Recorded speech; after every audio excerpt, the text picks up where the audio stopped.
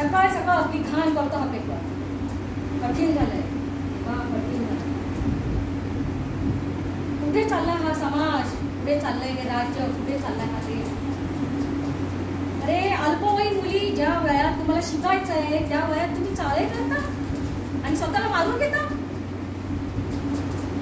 एवढंच नाही तर तुम्ही स्वतःला जाळून घेता.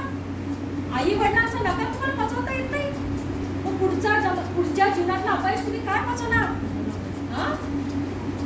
वसतिगृहात शिकायला गेलेल्या एका गरीब मुलीचा खून होतो, वॉचमॅन तिचा खून करतो, मग गरीब मुलीने शिकायचंच नाही का?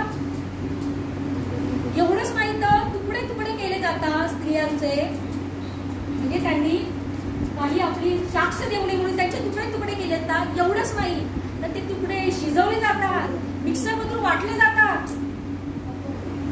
खरंच हे वाचवत नाहीये, ऐकवत नाहीये, बघत नाहीये. खूप कठीण काळ आलेला आहे, खूप कठीण काळ आलेला आहे तेव्हा.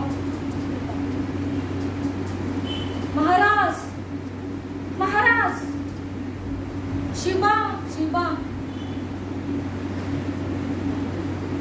काय ही तुमच्या महाराष्ट्राची अवस्था झाली आहे? काय ह्या तुमच्या देशाची, काय ह्या भरतभूमीची अवस्था झाली आहे? शिवा राजे तुम्ही पुन्हा जन्म घ्या, शिवा राजे तुम्ही पुन्हा जन्म घ्या.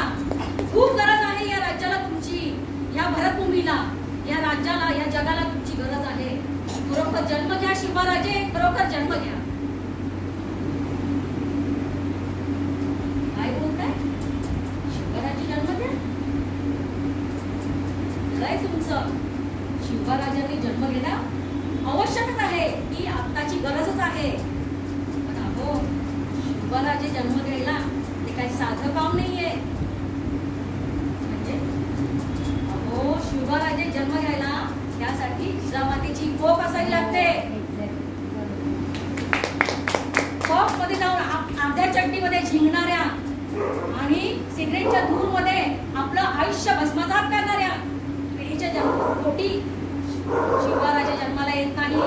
त्यासाठी शत्रूशी लढा देणारी आणि 4 हात करणारी जिजामाता असावी लागते, तरच शिवा जन्माला घेतात, सरच शिवा जन्माला येतात.